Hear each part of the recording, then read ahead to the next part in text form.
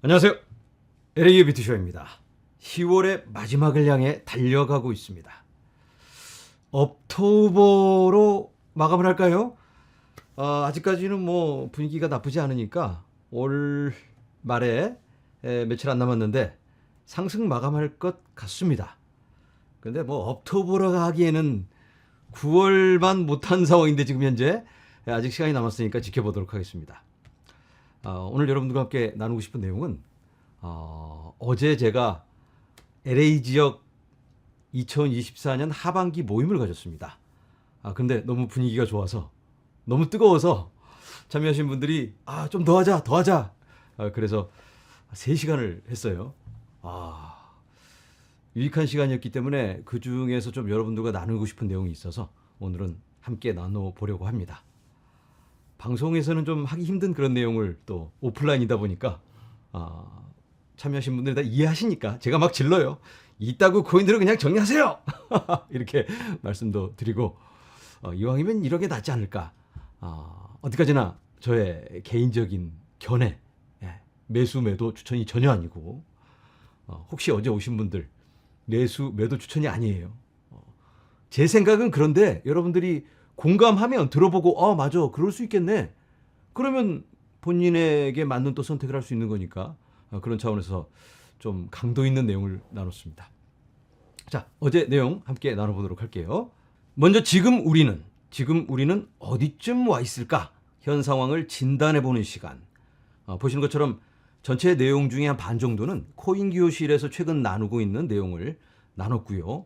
나머지 반은 작년 10월에 모임을 가졌고 올 5월에 모임을 가졌는데 그때 나눴던 내용을 되짚어보는 복습을 한번 해보고 그대로 잘 가고 있나, 그때 나눴던 내용들이 아직도 유효한가, 이런 시간이었습니다. 자, 지금 우리는 여러분들 지금 우리 어디쯤 와 있죠? 10월 말을 향해 지금 10월 말이죠. 10월 말인데 미대선을 일주일 남겨놓고 있습니다. 그리고 최근 비트코인 ETF 유입 상승을 목격하고 있고요. 기업들의 비트코인 전략. 이게 좀 심상치가 않아요. 제가 영상에서는 나누지 않았던 것 같은데 마이크로소프트에서 12월 10일에 주주총회를 갖습니다. 비트코인을 대차 대조표에 넣을까 말까. 마이크로소프트가 마이크로 스트래티지하고는 레벨이 다른 세계에서 시총 3위예요. 애플, 엔비디아 그리고 마이크로소프트 셋이서 엎치락뒤치락. 마이크로소프트가 올해 1위를 탈환했던 적도 여러 번 있었는데 어쨌든 그 정도 세계 최고의 기업이 비트코인을 대차대조표에 넣을까 말까, 그걸 투표를 합니다. 12월 10일 SEC에 정식 서류를 제출했습니다. 그런데 마이크로소프트의 경영진에서는 이건 반대하는 게 좋겠다라고 추천을 하고 있습니다. 반대가 낫다. 아직 우리하고는 좀 맞지 않다. 뭐 이런 내용을 함께 발표를 했습니다. 그래서 또 경영진들이 뭐 알아서 안 좋다니까 반대가 낫지 않을까, 뭐 이런 분위기로 갈 수 있겠죠. 안 될 확률이 더 높을 것 같아요. 자, 그런데 되고 안 되고를 떠나서 마이크로소프트에서 비트코인을 살까 말까를 투표한다는 이런 상황, 상상이나 했었나요? 이런 상황을? 불과 뭐 4년 전에 또는 지지난 사이클에는 뭐 비트코인이 사기네 만에 국가적인 차원에서 막아야 되고 막 그런 상황이었는데, 지난 사이클에서는 레리 핑크 잡아다가 당신 고객들 관심 있어요 없어요? 우리 고객들은 비트코인 같은 거 신경 안 씁니다. 아무도 원하지 않아요. 물어보지도 않아요. 이런 얘기를 했었는데 마이크로소프트가 어떻게 될까요? 결과는 아마 반대가 나올 거는 같은데 혹시 모르니까 뭐 큰 기대는 하지 않아요. 마이크로소프트의 최대 주주는 누구일까요? 마이크로소프트의 지분을 가장 많이 갖고 있는 금융기관이 있다면 뱅가드입니다. 뱅가드는 비트코인을 좋아하지 않죠. ETF도 못하게 막고 있으니까 7%가 아니고 9% 지분을 갖고 있어요. 2위는 누굴까? 2위는 블랙록 7.45%. 그러니까 뭐 뱅가드하고 별 차이 없죠. 그래도 뱅가드가 조금은 더 높아요. 3위는 스테이트 스트리트 스테이 스트리트는 어마어마한 규모의 금융기관인데 스테이 스트리트는 JP 모건과 함께 비트코인 현물 ETF AP 역할을 하고 있습니다. AP란 ETF가 사지는 만큼 현물 ETF를 사서 코인베이스한테 야 이만큼 보관해 이렇게 중간에서 관리를 해주는 그러니까 스테이 스트리트도 비트코인에 굉장히 큰 관심을 갖고 있고 실제로 업무를 담당하고 있는 그런 기관이에요. 여기가 4%. 오, 그러면 블랙록이랑 합치면 11%가 넘어요. 그러면 또 다른 주주들을 보니까 뭐 모건 스탠리 모건 스탠리는 여러분 와이어하우스잖아요. 와이어하우스 밑에 나오는 영업사원들 영업 시작하기 시작했습니다. 비트코인 ETF 팔러 다니고 있어요. 그래서 주주들이 어쩌면 찬성표를 던질 수도 있겠네 이런 생각도 조금 들어요.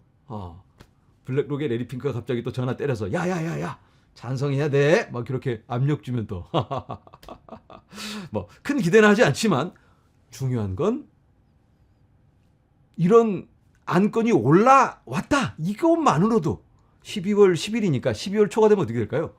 혹시 찬성되면 어떻게 이러면서 분위기가 막 가슴이 설레기도 하고 막 그러겠죠. 10월 10일 막상 반대에 나오면 에이 실망하면서 조금 이제 조정 하락이 올 수 있겠지만 어쨌든 분위기는 무르익어 가면서 그냥 밤잠을 이룰 수 없는 그런 상황으로 연결될 수 있다. 아우 저도 얘기해놓고 와. 자 그리고 공정회계 이걸 자꾸 사람들이 얘기를 안 해. 왜 언론에서는 이걸 다루지 않는지.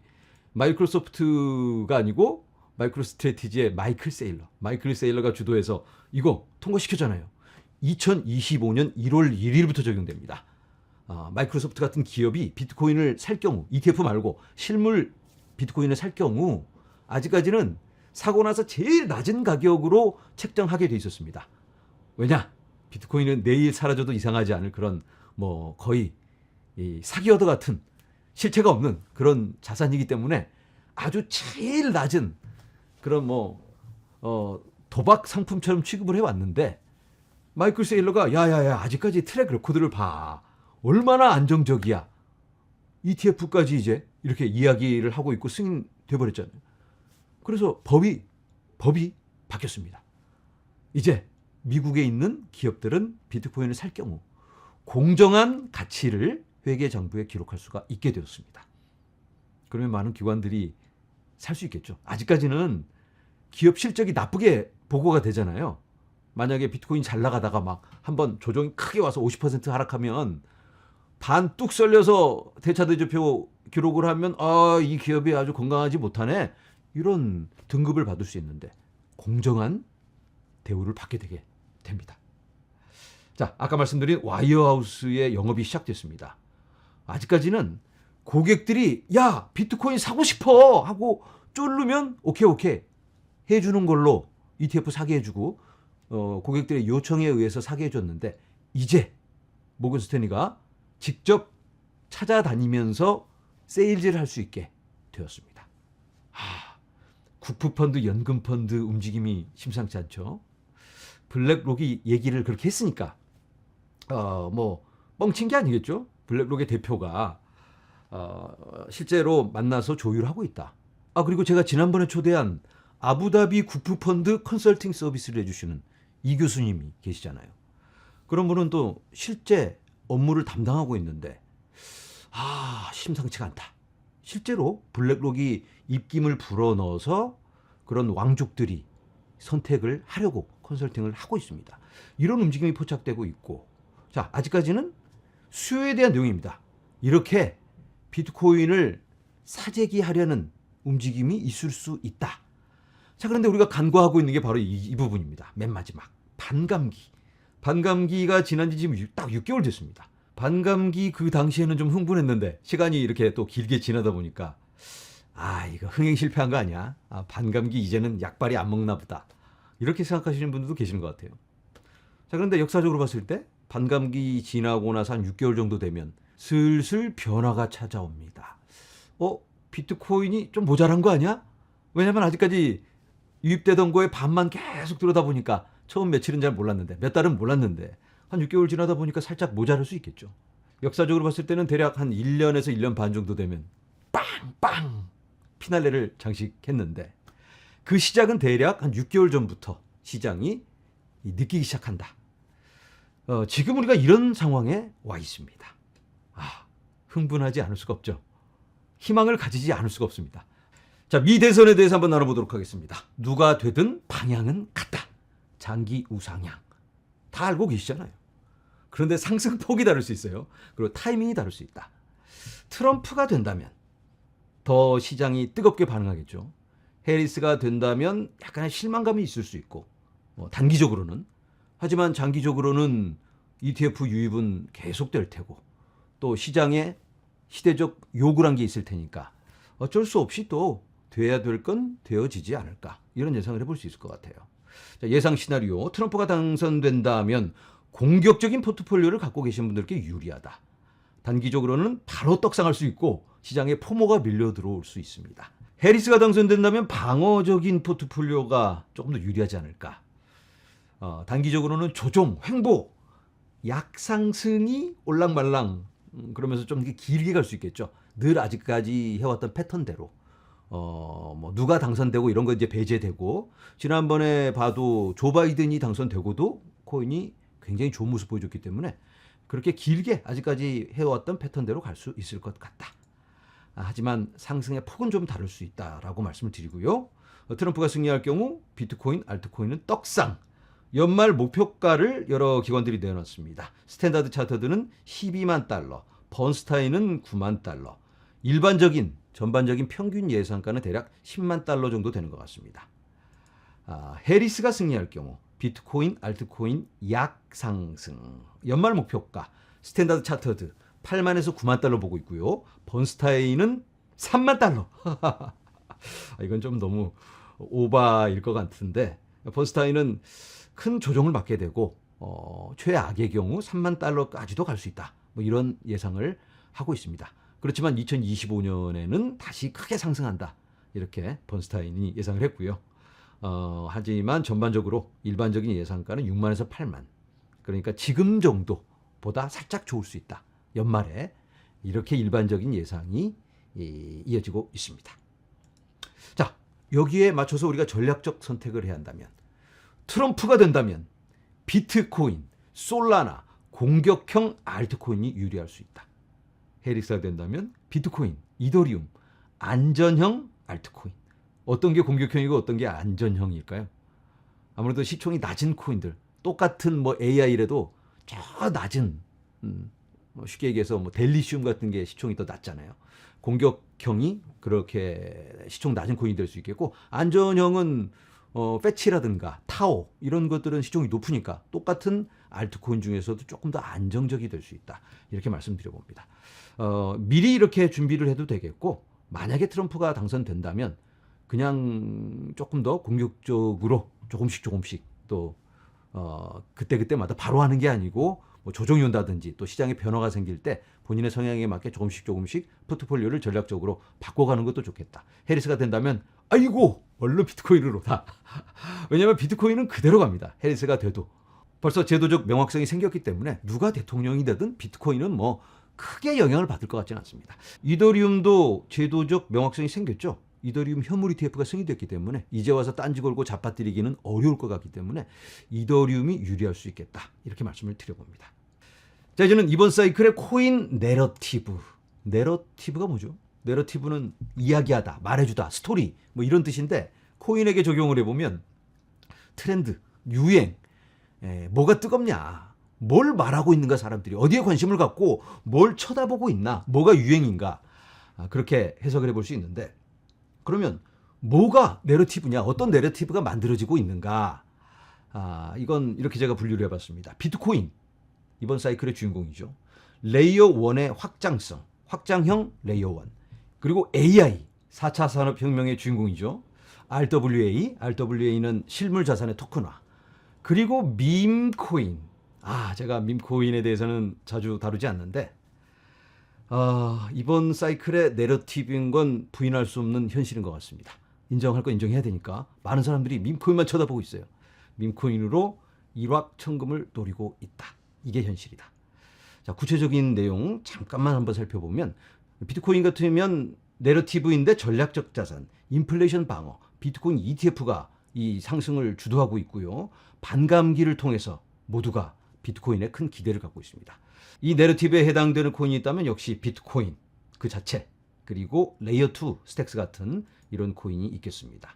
자, 다음 레이어 1 확장성. 확장형 레이어 1에 대한 수요가 급증하고 있죠. 코인이 실사용이 된다면, 실제로 사용된다면, 아직까지는 뭐 코인이란 게 백서 대충 끄적끄적 만들어서 투자 왕창 받아서 그냥 들고 튀는 한탕 해먹는 그런 용도였는데, 진짜로 사용해 코인을? 진짜로 사용하고 있잖아요. 이렇게 핸드폰으로도 사용하고 웹3 활동도 하고 디파이도 하고 NFT도 하고 AI를 통해서 뭐 GPU 공유 서비스도 하고 진짜로 우리 삶의 한 부분이 될 것 같습니다. 자, 그런데 실제 사용되려면 뭐 하나 이렇게 보내놓고 10분 기다리는 거 말이 안 되죠. 바로바로 처리가 돼야지. AI끼리 소통을 하려면 뭐가 빨리빨리 돼야 될 거 아니에요. 속도가 필요합니다. 안정적으로 그런 플랫폼이 필요할 텐데 거기에 부합하는 코인들의 관심이 높아지고 있다. 이더리움 레이어 2를 통해서 이더리움 같으면 확장성을 구현합니다. 이더리움 자체는 꽝이고 레이어 2를 통해서만. 그리고 솔라나. 솔라나 굉장히 뜨겁죠, 이번 시즌에.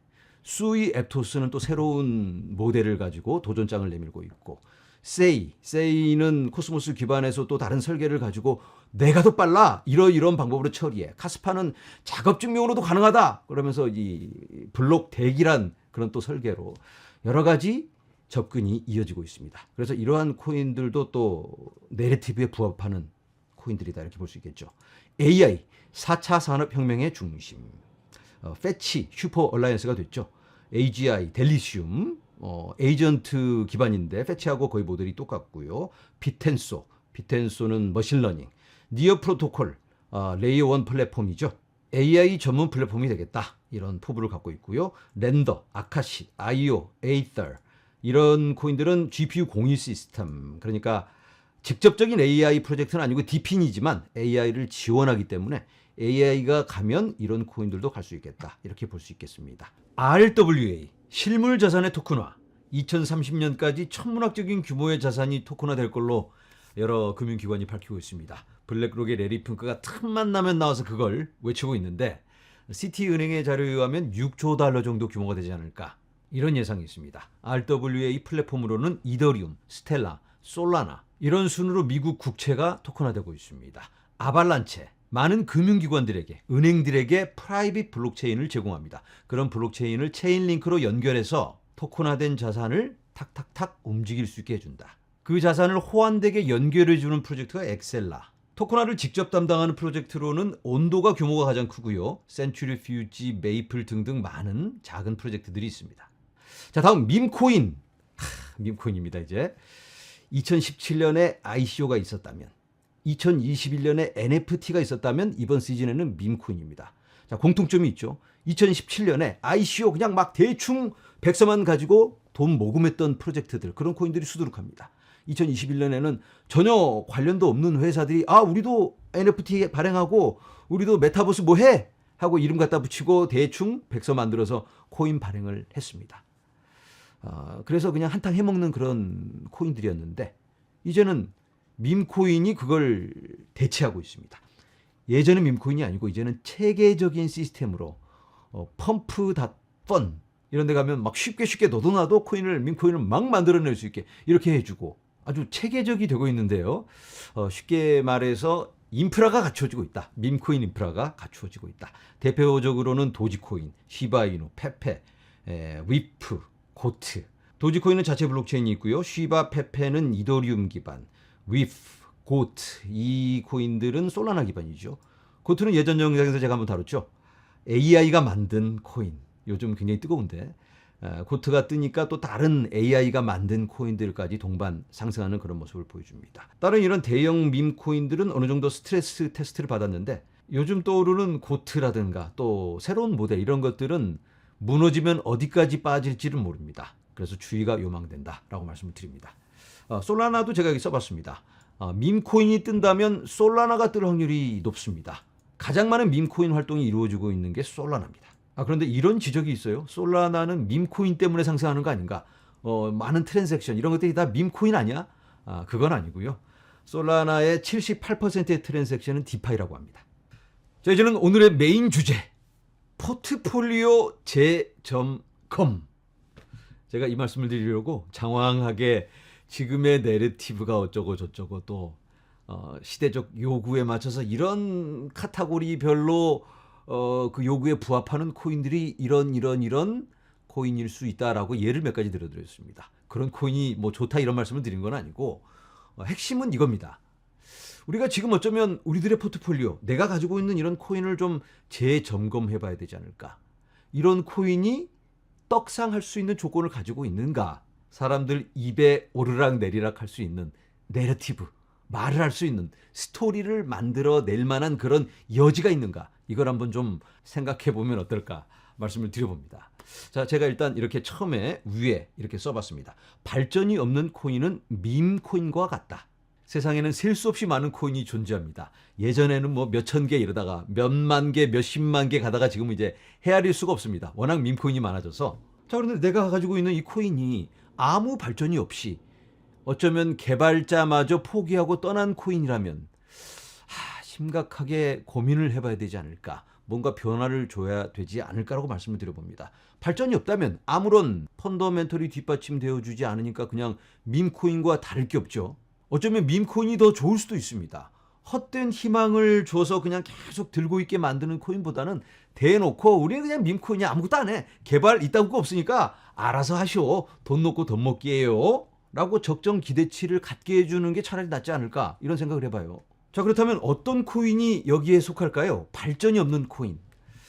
발전이 있는지 없는지 정확하게 그걸 구분하기는 어려울 수 있습니다. 발전이라는 게 커뮤니티의 성장, 이것도 발전일 수 있고 또 비밀리 개발을 하고 있을 수도 있잖아요. 그런데 대충 봐도 이 코인은 누군가가 펌핑 해주기만을 기다리고 있어. 이런 코인들도 참 많습니다. 그리고 옛날 코인 중에 대부분이 비트코인을 복사해다가 설정값만을 바꿔서 다른 코인으로 만들어서 내놓고 돈을 끌어모은 그런 프로젝트들도 참 많죠. 비트코인은 뭐 10분에 한 개씩 블록을 만들어? 그럼 우린 더 빠르게 1분에 하나 아니면 2.5분에 하나 뭐 좀 더 빠르게 뭘 개발한 게 아니고 설정값만, 비트코인은 오픈소스죠.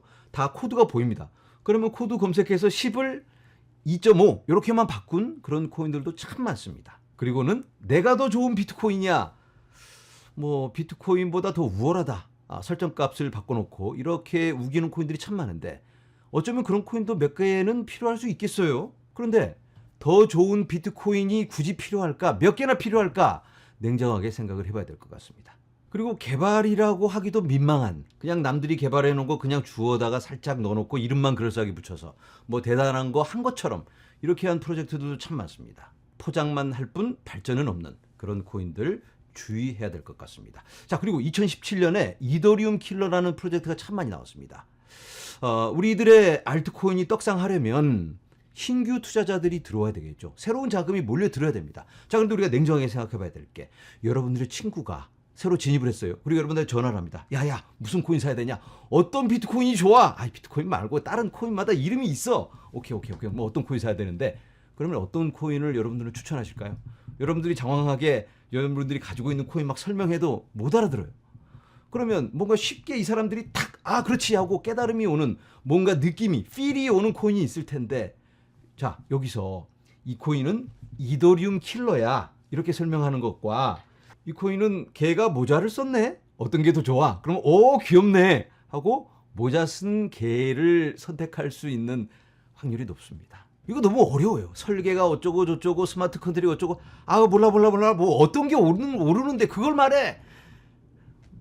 개가 더 좋을 것 같은데 페페 개굴 이거 본 적 있어. 이런 게 조금 더 필이 오지 않을까. 그래서 어정쩡한 개발은 그냥 결과물을 보여줄 수 없는, 실체가 없는 그런 코인들은 개만도 못하다 이렇게 말씀을 드려봐요. 자, 그리고 여기 밑에 발행자의 배만 불리는 거짓 약속 코인. 특히 소형 코인들 중에 이런 게 참 많습니다.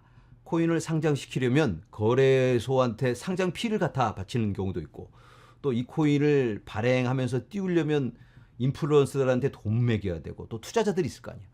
그럼 투자자들이 왜 투자를 하죠? 돈 벌려고 투자하는 거예요. 상장되자마자 떡상시키고 얼른 빠져나와야 됩니다. 그러면 그런 사람들 빠져나가고, 개발자 빠져나가고, 거래소가 빠져나가면 이 코인은 껍데기밖에 안 남았어요. 그때 이거 좋은 거야, 올라가는 거야, 야 떡상하네 하고 들어가면 설거지만 하게 되는 거죠.